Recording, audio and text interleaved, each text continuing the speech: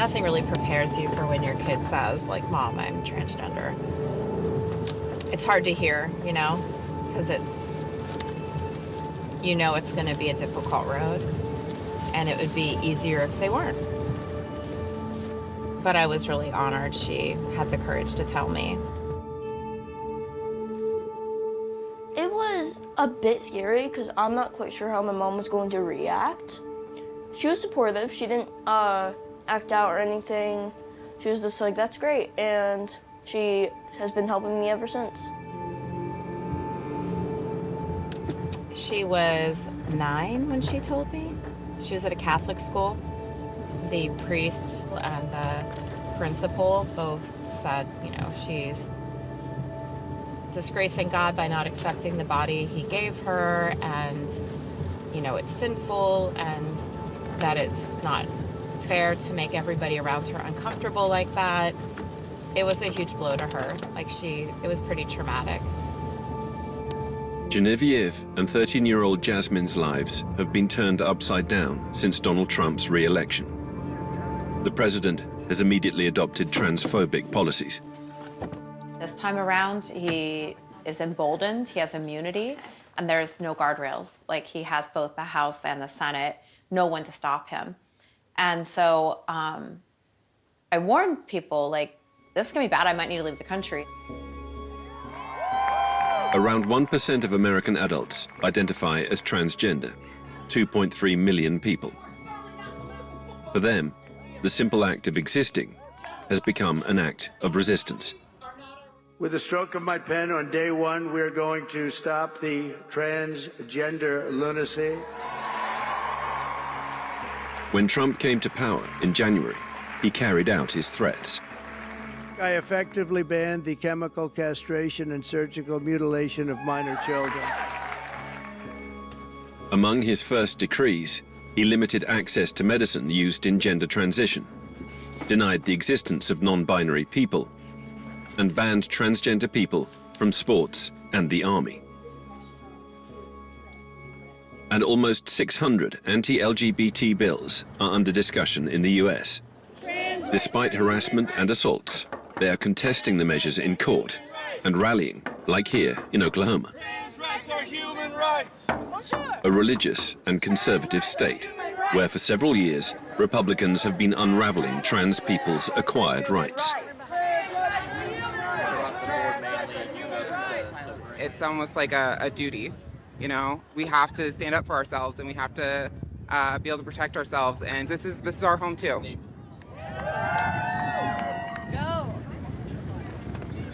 We are one of the biggest political debates right now, which is really uncomfortable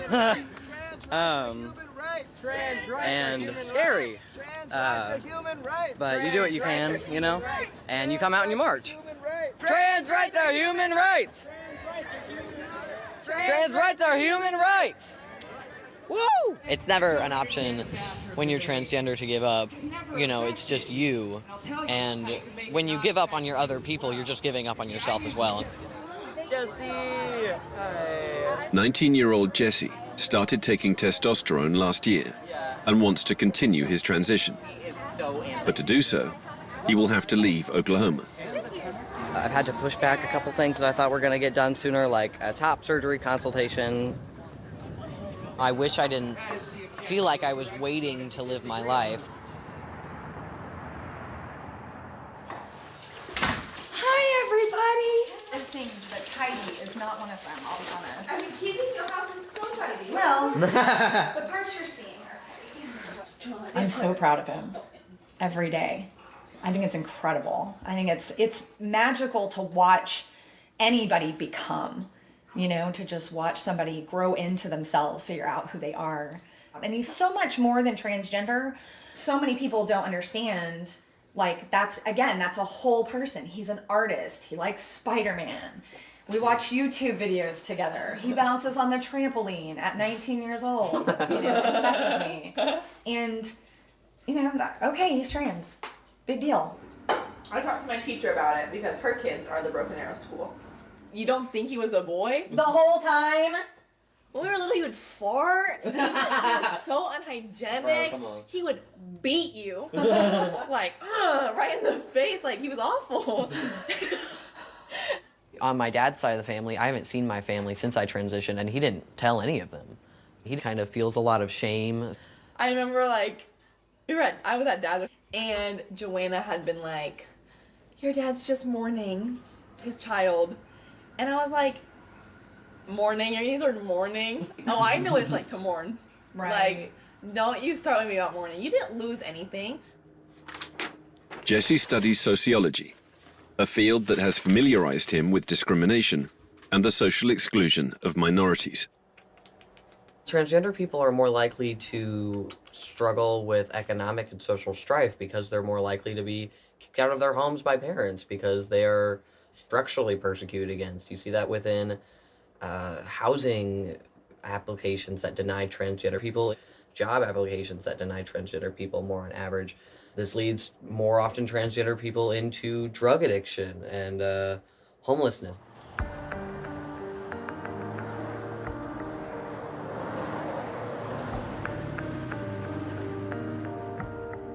Jesse plans to move in with his girlfriend this summer and to get married after graduation.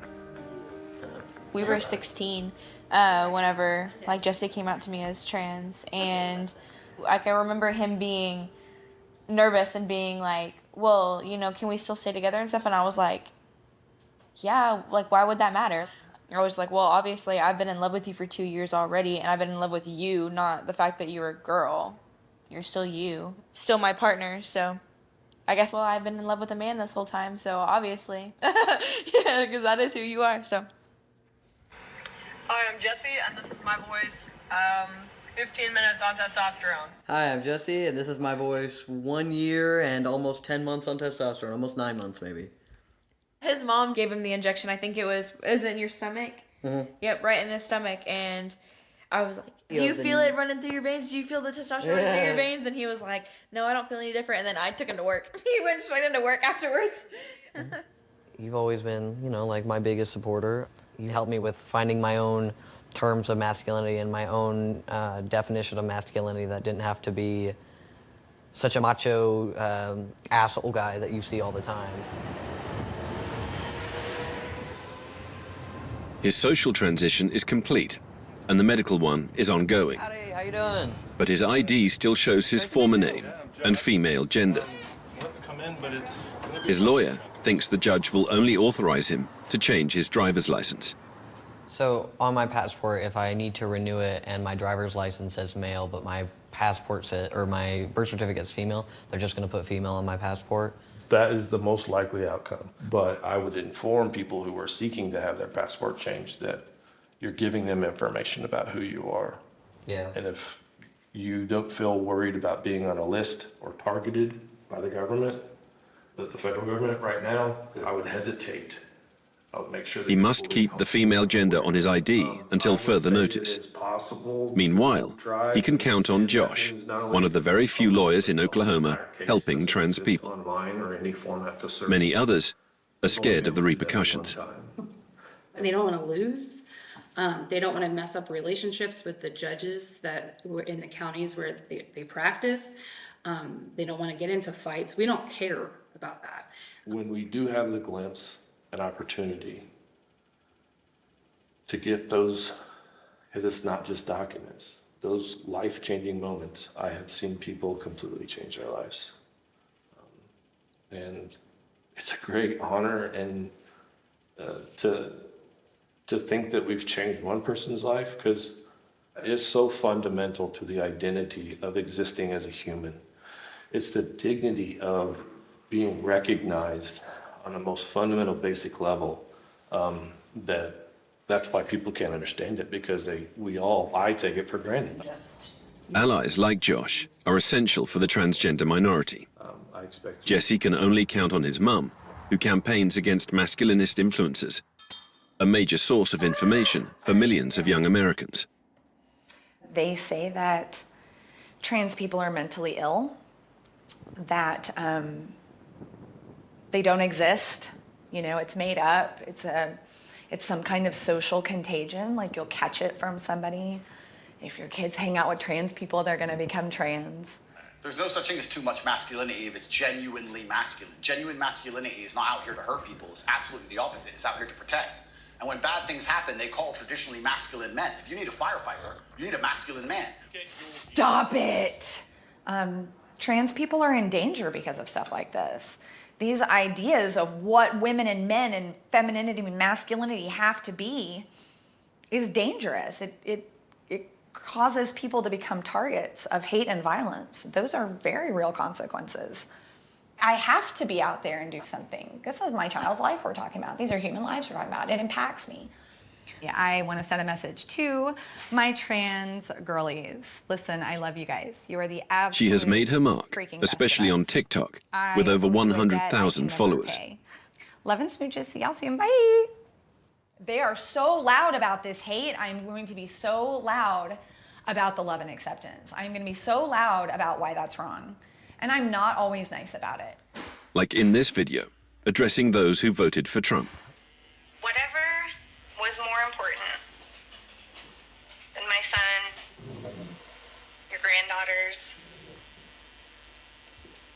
whatever it was, cheaper gas prices, cheaper eggs, more guns, Greenland now for some reason. I hope you get that, all of it. And that's not true. It's not even true. I hope you suffer, honestly. I do. You fucking betrayed them. All of them. So many people. I'll never forgive you for it. Ever. They were not happy with me over that. Back in Wisconsin, Genevieve and Jasmine have gone bowling to relax. Ow. But a new decree has been issued. It says that proponents of gender ideology movement are outrageously indoctrinating our children with a devastating lie that they are trapped in the wrong body. We gotta get out of here. We're not safe. I don't know, honey.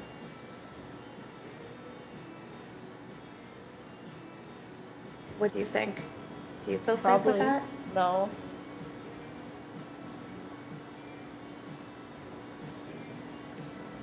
I love you. It's not fair, is it? The executive order implies that it would be a criminal offense to support or engage in any kind of gender-affirming care to minors. They call it mutilation and child abuse. And then I feel like that's a natural progression that they could easily say, if you're caught getting this care for your child, you're going to be charged with child abuse, and maybe ICE, which is like the Gestapo over here, is going to come and like take your citizenship away, or who knows. They've been doing things that I never thought I would ever see in this country. So anything could happen, I feel like. Many Americans from the LGBT community want to leave, but few can afford it. To protect Jasmine, Genevieve has decided to leave everything behind. She has sold her home and plans to move to Uruguay, a country that seems to be more tolerant. It's like a tricky balance to find the right place, because not only do they have to be able to provide gender-affirming care, but I have to consider how difficult or easy it is to immigrate there as an American. Like, can I afford to live there? I never would have guessed that that's what I'd be doing this year, so. I deal with the guilt of I should stay and stand up, but I also feel like I did a lot. I went out there and canvassed, I tried, and now I just have to consider what's best for my family and me. And when it's safer, I'll come back. All right, so this experiment uses this stuff, hydrogen peroxide. I'm worried about like living and stuff, like how it would be to live there. But I'm also kind of excited to get out of this place because they just keep hating us more and more. And that's not going to help with anything. I think it'll be an adjustment and there'll be some challenges, but I share that optimistic, it's an adventure. We're going to learn a lot, we'll grow from it. Yeah. Sweetie, love you too. One of the orders signed by Trump in January forbids transitional medication and procedures for minors. Many clinics have suspended appointments for trans teenagers, even in Democratic states, for fear of losing funding. Assigned male at birth, Jasmine knew she was a girl since childhood. She was diagnosed with gender dysphoria, a medical term for the unease caused by a profound mismatch between identity and the perception of others. I guess I just had. Thanks to her mother's efforts, she obtained a puberty blocker after her first appointment was cancelled. I don't like a lot of sugar. I was feeling worried, angry, sad, all of the things, because I was angry at the government for doing that. I was sad that they were doing that, and I didn't know what was going to happen next. And I was worried because how am I supposed to know if I could just get my rights taken away? I go to in public school, and I kind of keep that I'm transgender hidden, so not many people know. It's kind of hard doing that because, there's going to be signs that you're going through male puberty eventually, so you got to make sure you get on a hormone blocker early. You got to do all this stuff so nobody finds out, which is really hard and stressful because it puts a lot of anxiety that somebody's going to find out on you. I don't want to be known as transgender because people see transgender as different or weird. I just want to be known as a normal girl.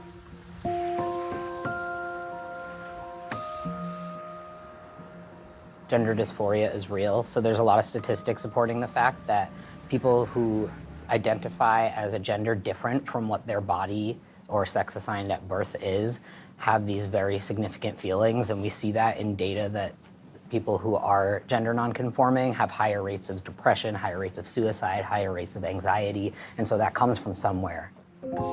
In Trump's anxiety-inducing America, TJ is the only healthcare professional assisting transgender people who agreed to be interviewed by us. So gender-affirming care is any kind of medical care that helps people be who they feel they authentically are.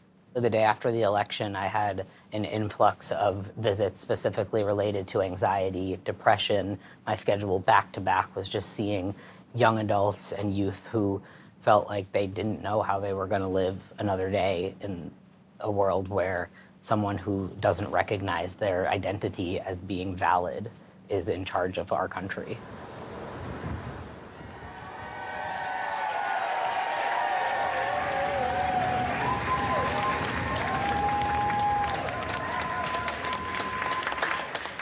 I have never been more proud and more thankful that I am right here in San Francisco in California.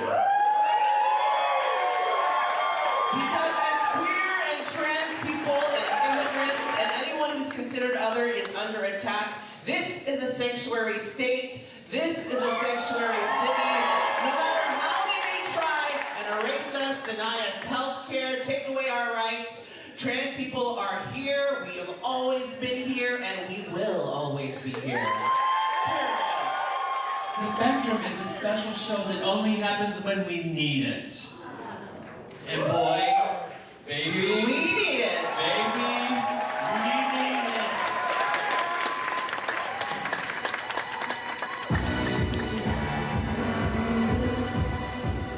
it. Spectrum was first created in response to Trump's election in 2016.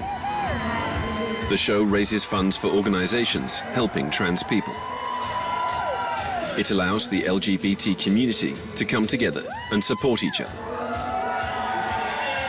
It's how Joey the Tiger, trans man and aerial artist, responds to political violence. Art is the only way to fight. Art and love. Look at the people who fight with hate. Where does that get them? It's also, that's all I know how to do. I don't know how to fight with anger. I've never really been very good at that.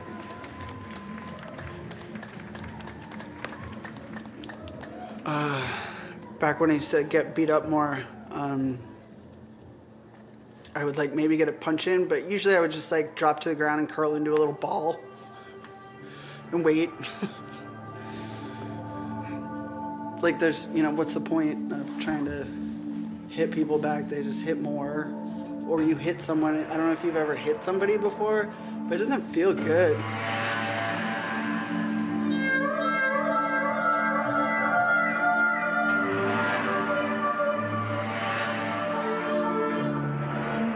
The first time he got elected, I wanted to curl up in a ball, and that was the first time that I put this show on. I didn't really do anything for a few days. I didn't know what to do. I'm just like this one little person in this whole crazy machine. Well, I know how to do circus, maybe I can do that. And it got me out of the hole.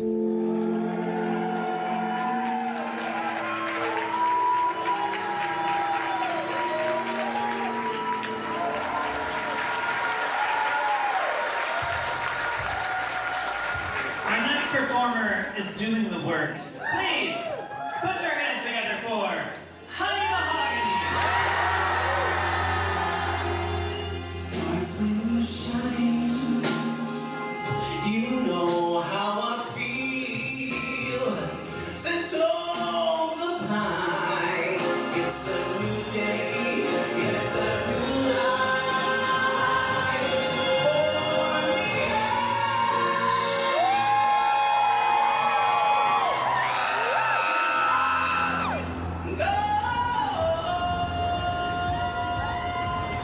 Honey, a trans woman, activist and artist, runs a town hall unit dedicated to transgender issues and created San Francisco's trans district. Skip over.